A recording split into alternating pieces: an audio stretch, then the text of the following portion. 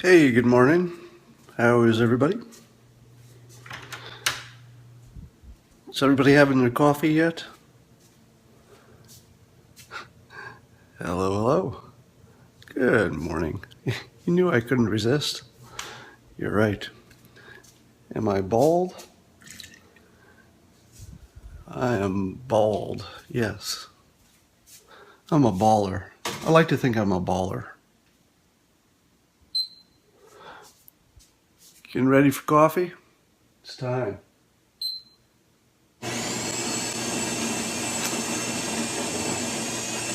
Please tell me there is hope for Trump. Please. Oh, there's definitely hope. There's a whole lot that will happen between now and November. The sentiment is Trump's chances are now near zero. Yes, if this were a movie, this would be the third act. So all along I've said that there would be some point at which it seemed it would be impossible for him to come back. I think you could argue that there have been at least 2 times he's come back from the impossible so far.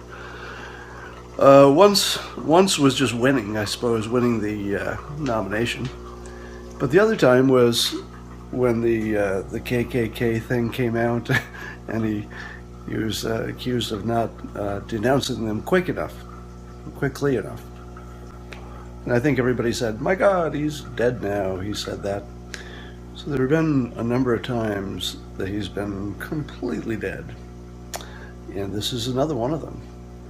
So if you were to just straight line things from here and say to yourself, based on what's happening today, if things just continued the way they are, who would win? And the answer is Hillary Clinton would win in a landslide if things stayed the way they are now. But when was the last time things stayed the way they are now? I can't think of a time that ever happened. Can you? Things never stay the same. So if you're saying to yourself, my God, how can Trump win? Because at this point, all the momentum seems to be Clinton, and the polls seem to favor her, and Trump seems to be making one mistake after another, whatever you're thinking. That's all true. And if things went in a straight line from where they've been, we'd all be rich. We could buy stocks based on the past performance of the stock. We could say, well, this stock did well in the past. Let's buy some more of this.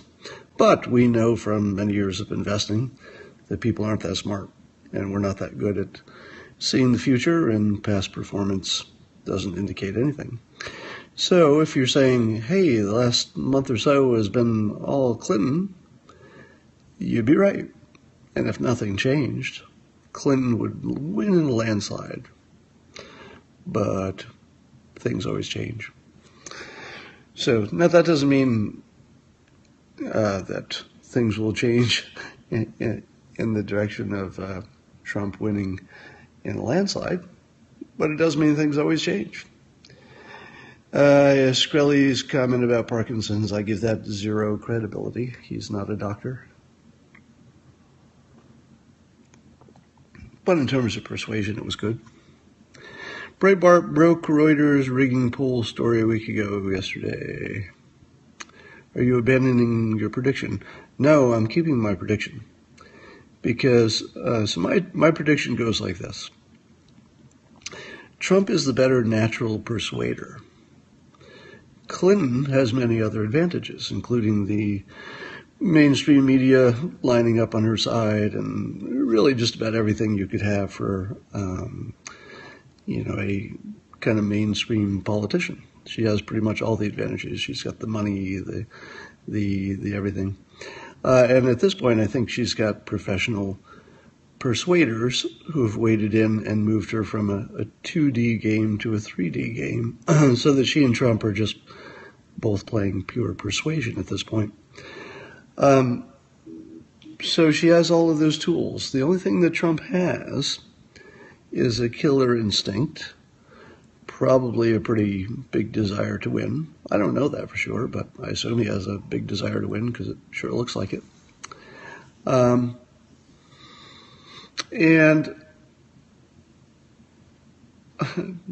Did he deny it? I didn't see that. And here's where I think that Trump has an advantage. He can simply take bigger risks than Clinton can at this point. He can also change more than she can. So, for example, if he just mastered a lot of policy details before the first debate, people would go in with terribly low expectations for him and might come away saying, holy cow, it turns out he can quickly learn a lot of stuff about the government. And, it's early. He still has months to go, and in any given policy decision, he's going to have experts giving him information, and now we know he can learn, and he's willing to do it. So it wouldn't take much. So let's talk about the things that could change. We don't know what will change, but what are the things that could change before Election Day that would make a big difference? All right. One is Trump could have an unusually good debate. And by unusually good, I mean he could just act mature. He could maybe say some funny, amusing things, but, within the Trump persona, so that it's not, news making. It's just funny and you kind of like him because he has the ability to be likable if he wants to. And let's say he masters the facts better than you thought he would and better than the experts thought he would. So he doesn't have to be as good as Clinton on the facts because people have a higher standard for her, right? And they should. She has more experience. That's the whole point. But so it would be almost impossible for Clinton to exceed expectations in terms of her knowledge of the facts. But it would be easy for Trump to exceed expectations because all he'd have to do is say a few things that were true for a change. And you'd say, what's going on here?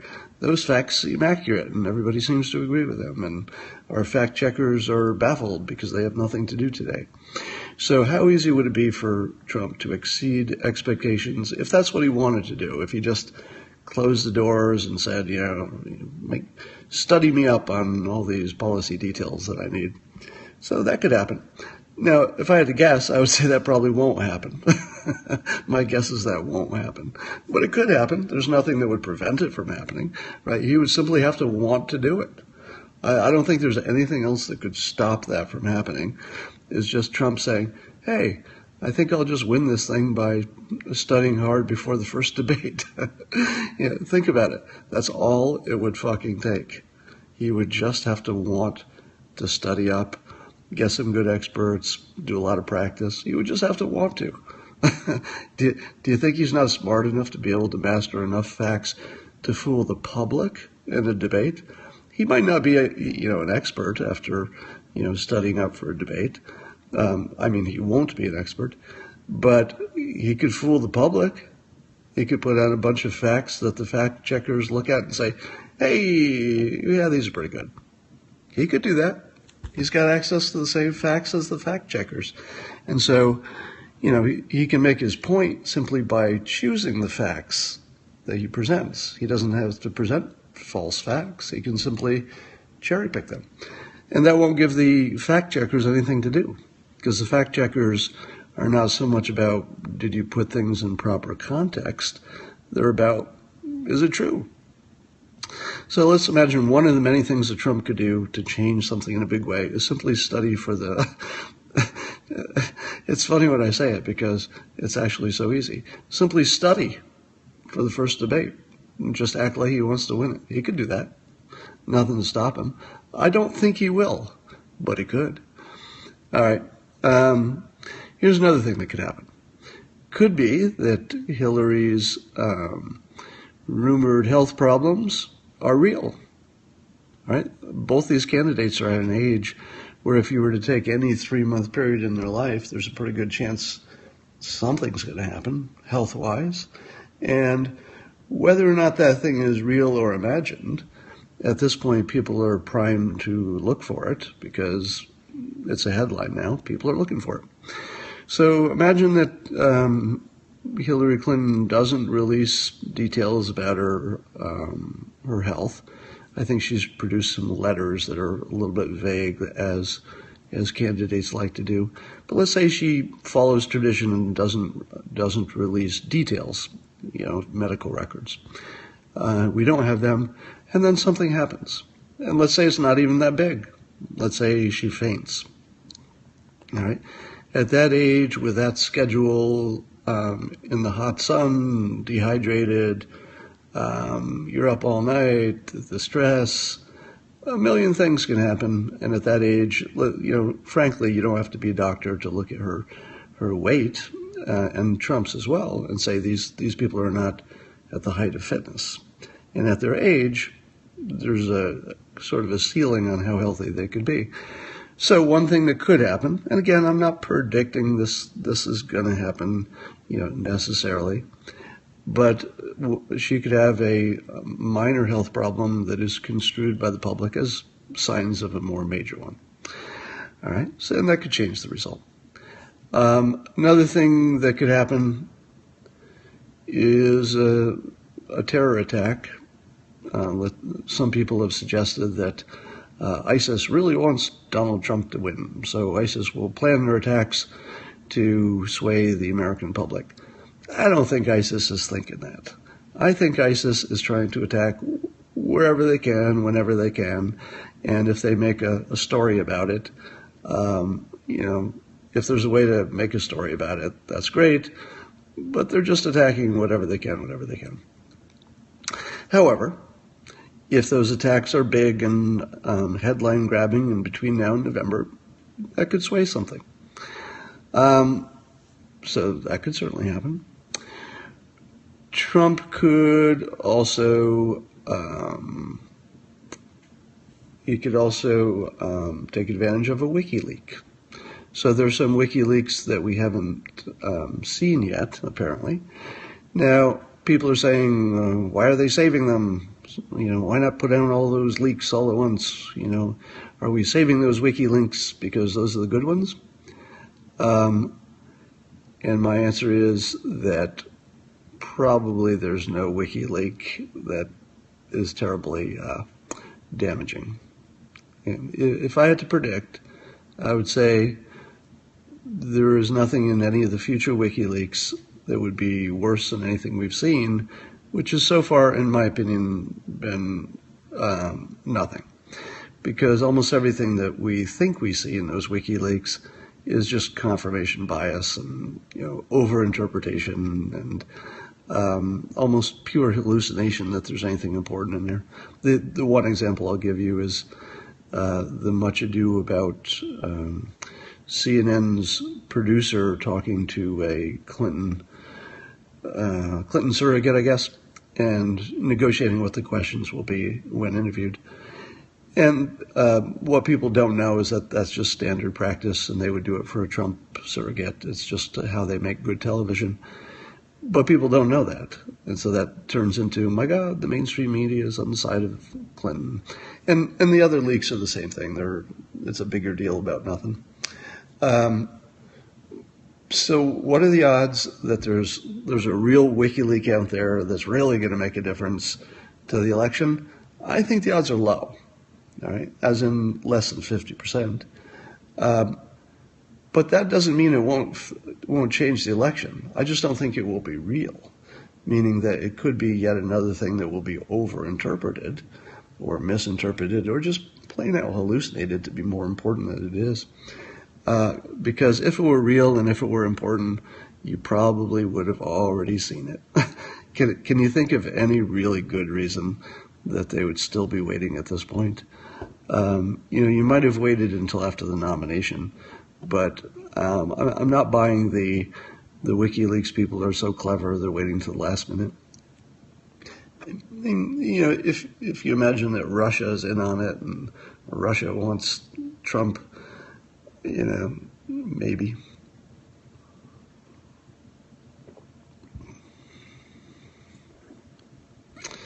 The visual is most important. Well, it's going to be very important for sure.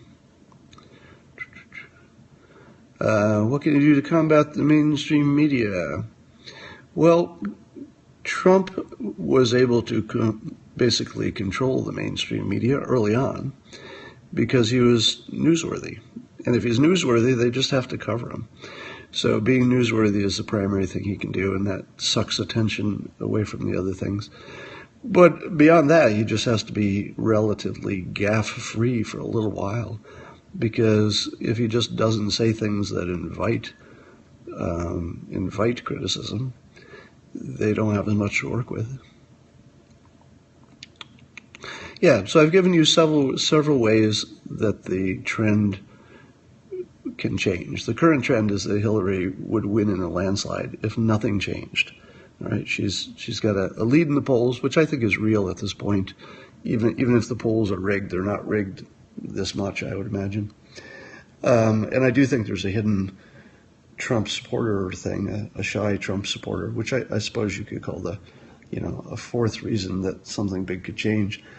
But I think that's not big enough either. So if nothing changed right now, Clinton would win big. But something always changes. Something always changes. Between now and November, probably a lot will change. So if you're coming in late, I listed a few. One is some new Wikileaks. That's a big deal. That could change. There could be more terrorist attacks of a kind we haven't seen yet, or more of them, I guess. That could change. There could be a big, a health event for Clinton that, and any of these could be overinterpreted, meaning that you just need the event and people to think they're important for them to affect the election. So whether any of that happens in a way that's meaningful is less relevant than the fact that the voters might think they're meaningful. So if you look at any one of these things and say to yourself, is it possible that a WikiLeaks would take Clinton out? I'd say I give it a 25% chance, maybe a 20% chance. Is it possible she'll have a health problem? 20% chance. Is it possible that any one of several other things could happen? I'd say 10% chance here, 20% chance there. But the thing is, they're all in play. And the other thing was just that Trump might decide to study for the debate and surprise people on the upside by being more prepared than they imagined, and beat a low expectation, which would make people say, "Wait, hey, he's moving in the right direction. He's taking this seriously. He can learn these topics, even if we don't agree with him. We're less afraid because he's not acting crazy. He stopped acting racist for a little while." And whatever. So any of these things could change. They're all very big, or potentially big. For me to say which one of those things would be the one that moves the election, I would say that would be hard.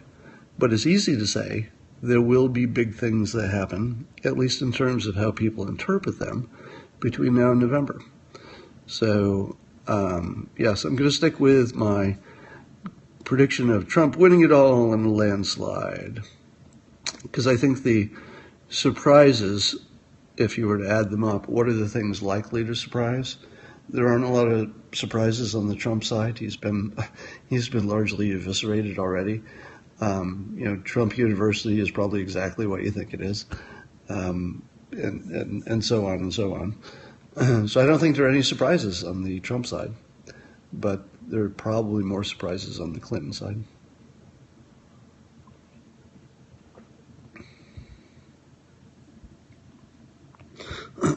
What's your product or my prediction? Any tips on dealing with brainwashed people? I'll tell you the best. Somebody got murdered. The best way to protect yourself from persuasion is just to understand that it's a thing. And if you understand that it's a thing, you could recognize it a little better. And you can sometimes find ways to insulate yourself. One of the ways, I am home, one of the ways you can insulate yourself from bias is by not joining a team. So one of the reasons that I don't vote and I don't join a political party is that as soon as I do, I'll lose any illusion that I might have had that I was credible or unbiased. Because as soon as you join a team, your impulse is to support your team, whether they're right or wrong. So, any thoughts on Briggs-Myers? They're completely worthless as a tool. About as useful as horoscopes. Have you ever wanted to kill yourself? Of course. There's burned in front of their houses. The new kid. Well, keep in mind, so there was an article I tweeted out where somebody was described as the Dilbert for a new generation. It was a workplace comic by a current or ex-Google employee, I can't remember. But some Dilbert lovers weighed in to say that it wasn't good. But I would caution you that Dilbert was no better when it started. When was I suicidal? I don't know if I've ever told this story, but I was in intense physical pain for the first 18 years of my life, and I didn't think it would stop. But I got that under control finally.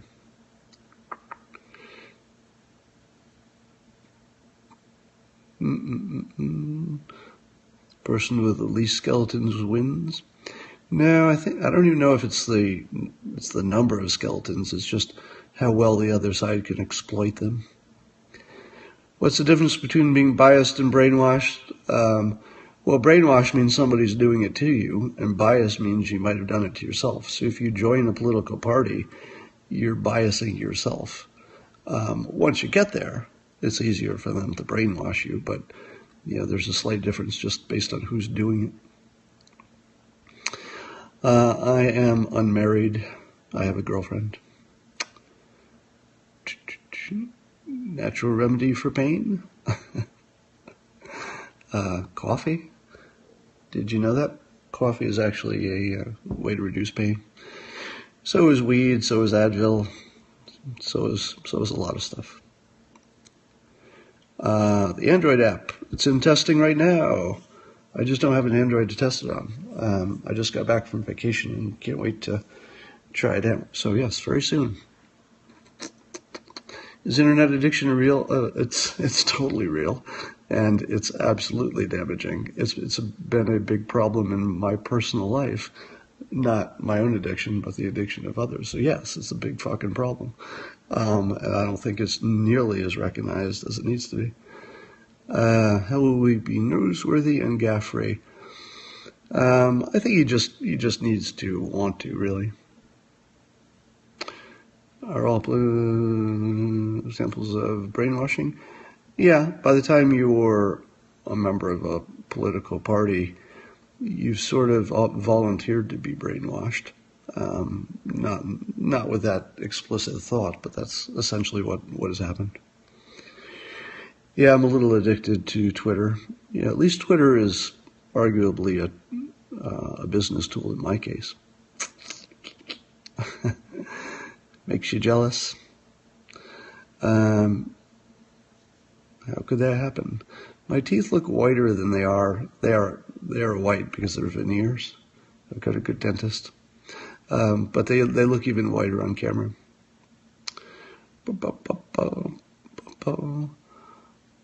Does porn help your pain? Does porn help your pain? It might, just because it distracts you. People on dates looking at their phones. Yeah. What's with the never Trumpers? Well, nobody wants to lose power.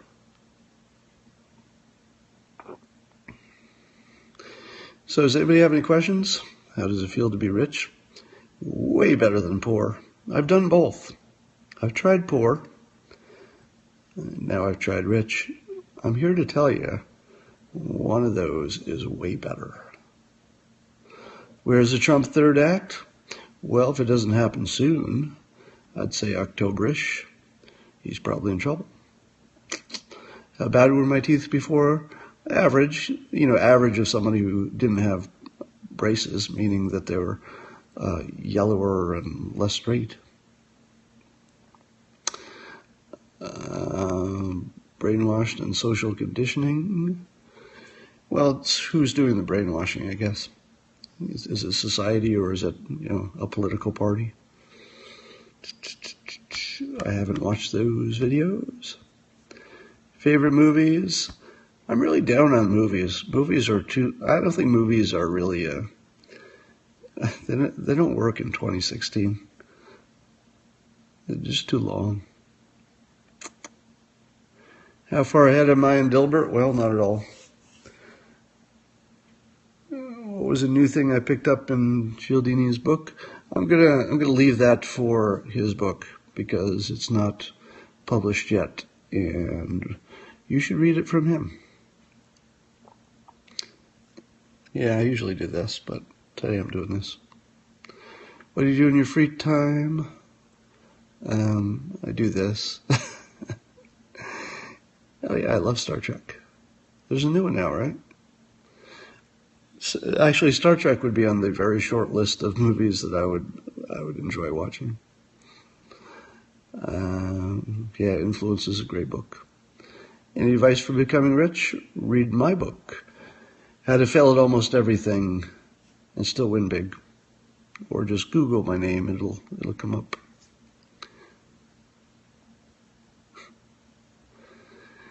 Would a speech still work for Trump? It would if it was a good speech, if it were a good speech.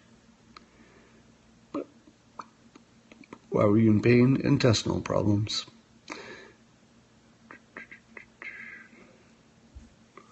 Who's your favorite comedian? Brian Regan's pretty great. And who was the comedian on The Marriage Ref, the Seinfeld show that was for a while? Greg Papa? He's great too.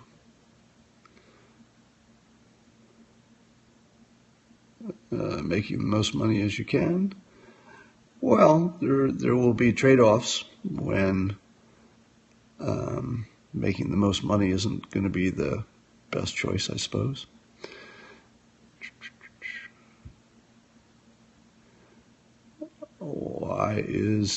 Trump's got a tough balance. He's trying to be the badass because that makes him look like he's the best for the military and law and order, and that's his base. But you can't be a badass pacifist. He's tried to make that case, using sort of the Reagan argument, build up the military so that you scare people into not fighting with you. But I think that argument maybe doesn't work as well in 2016. Have I ever been clinically depressed? No, I have not. Nor have I been close to that. It's about 4 weeks from creating a comic to publishing it. Everybody's different, but I think I've got some kind of a deadline of a few weeks ahead of time. Could I go to school? Yes, I could. Yeah, I was just in pain all the time. Yeah, what is up with that Orlando nightclub killer's father going to I don't think that makes any difference persuasion-wise because it's just a random thing. And, nobody's, if you're making any kind of a conclusion because of one guy who went to a rally, I guess the only conclusion you could make is like a clever debating point and say, see, there are bad people on both sides. Joe Rogan's podcast, he would only have to invite me, and I would be happy to do that. I like Joe Rogan. He's a good example of, somebody asked me earlier, favorite comedians. Joe Rogan would be near the top of the list. I was hearing his stand-up on Sirius, one of the comedy channels the other day. He's really funny. Who were the greatest persuaders of the 60s? Kennedy, for a while. Martin Luther King. Why do you spend so much time helping people? It's that phase of my life. I already got everything I wanted. me that Dilbert was pregnant? That's a weird question.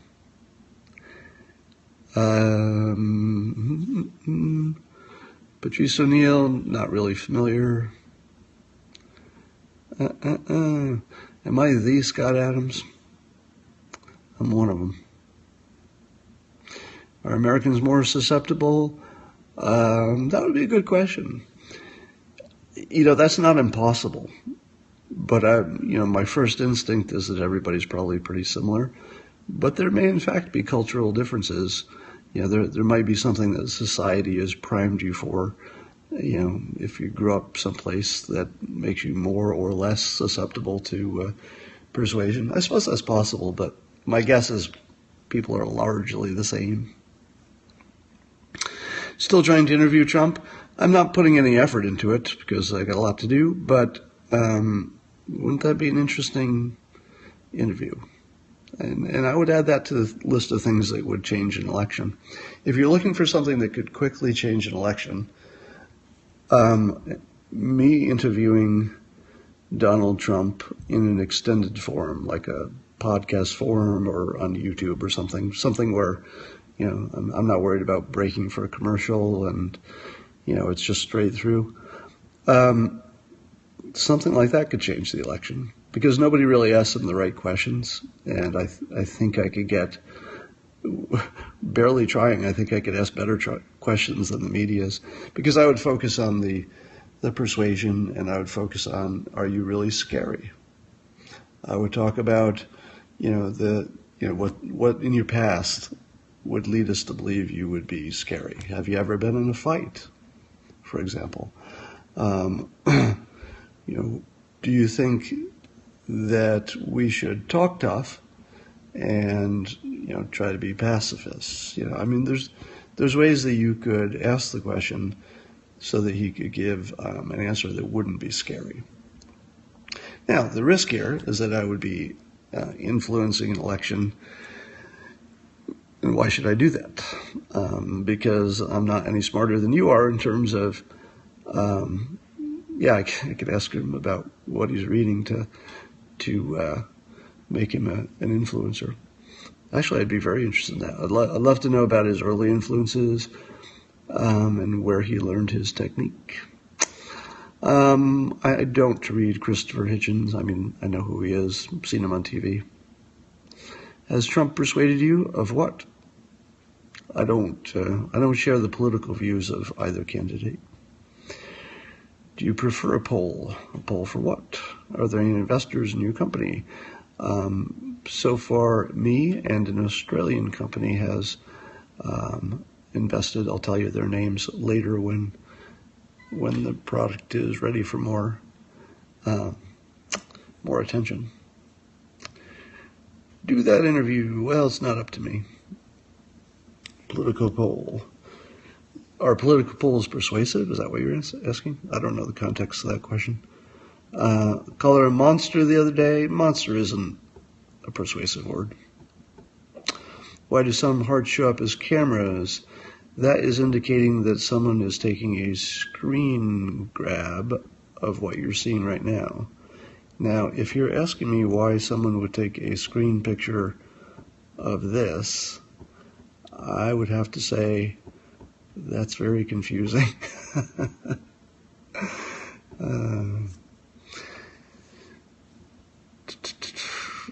Well, following somebody's Twitter doesn't mean you see their tweets.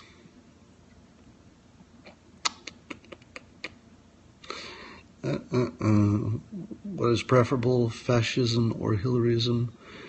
Fascism is what I think comes from, and socialism too, I guess, word thinkers. I call them word thinkers with a hyphen, word thinker, as opposed to people who use reason.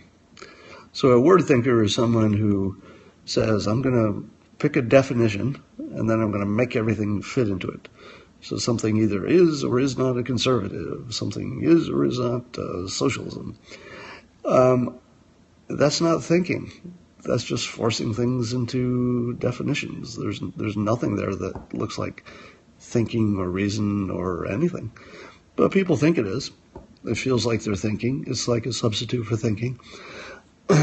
So I call them word thinkers. So when you say to me, what's better, fascism or Hillaryism? I say to you, come back to me when you're thinking. Who is more biased, Trump or Hillary supporters? It's a dead tie. They are both completely hypnotized at this point. There might have been a point when that was different, but at this point, both sides are using deep hypnosis on you, and if you've taken a side, you are absolutely hallucinating at this point. I, by the way, have not taken a side in terms of policy or knowing who would be the best president.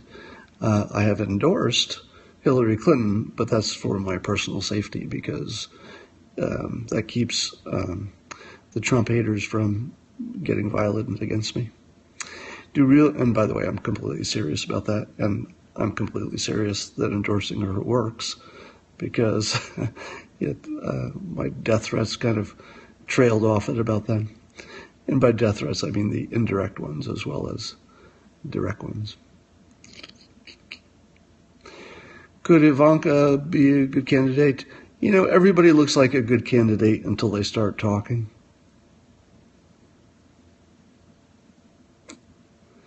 You didn't see any Hillary bumper stickers, all Sanders. Interesting.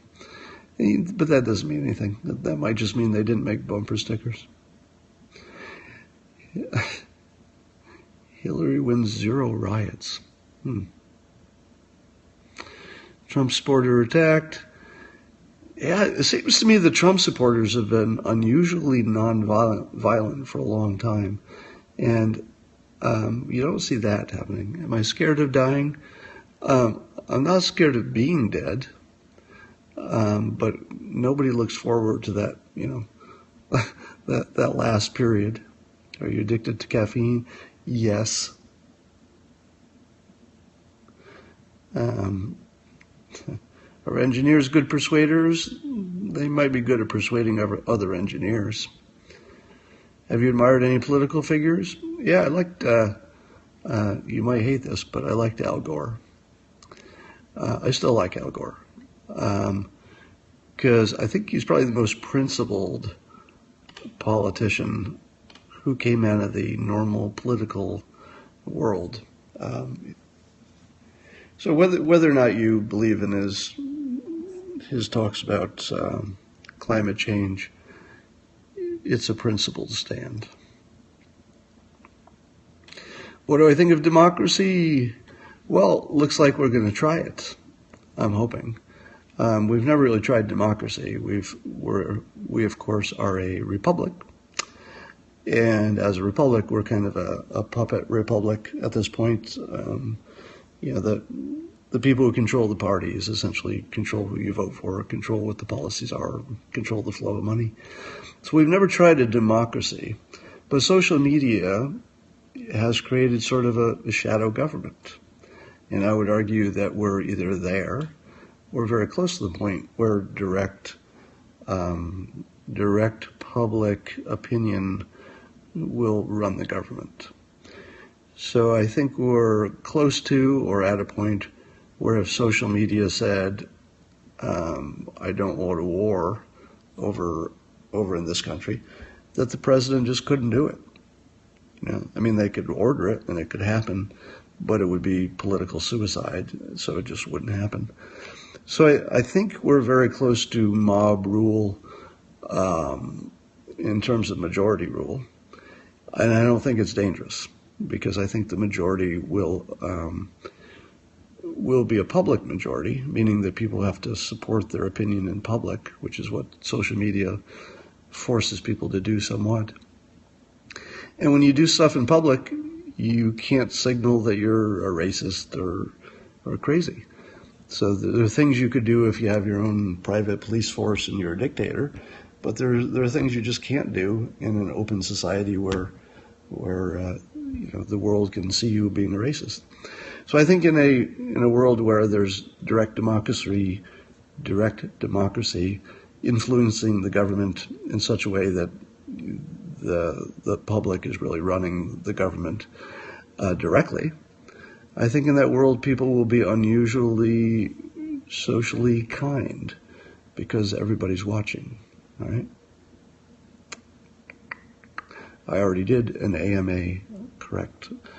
I've done a few AMAs, but racist is a slur used only on white people. Yeah, I think, again, whether you call somebody a racist or not, that is word thinking. That's coming up with a definition that you know will support your argument and shoving all the events into it, whether they fit or not. So when you're calling somebody a racist, you've probably abandoned all pretense to rational thought. You can't stop it. You are hypnotized.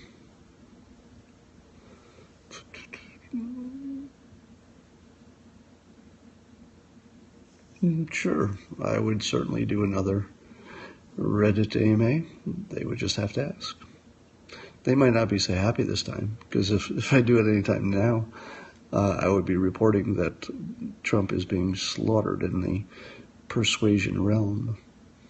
That doesn't mean he's going to lose. I'm still predicting he wins in a landslide, because there are more paths for him to win than there are for Clinton. Clinton has one path, which is to keep things just the way they are. And the only thing you can know for sure, things aren't going to stay the way they are. You don't know how they'll turn out, but it's pretty unlikely they'll stay the same. So Trump has several paths to win, and one path to lose, which is to just keep doing what he's doing. And that would do it. Who is Scott Adams? Does anybody want to answer that? I'll look at your answers. Can you other people tell the new people who I am? I'm scheduled for a show. I think I'm scheduled. Yeah, I am scheduled. Street hypnosis, that's more like magic tricks. Nixon was not a persuader, no.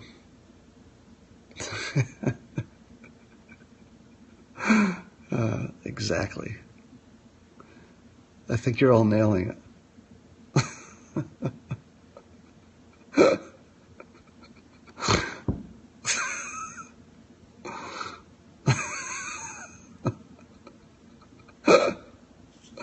That's the funniest question I've ever asked. You should never ask about yourself in public. Rube Goldberg, Persuasionist. You know, I'm the winner of the Rube Goldberg Award. One of the winners. There's lots of them. Master of the Universe. I like that one. Spirit animal.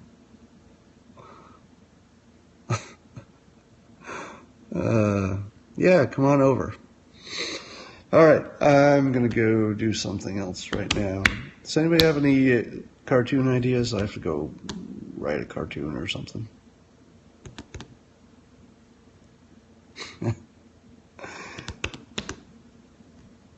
Huge. Anybody got an idea for a cartoon? Have I read a lot of books in my lifetime? No, actually I haven't.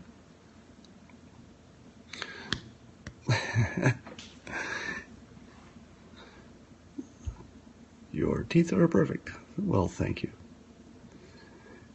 But they're not perfect. All right, I'm going to go.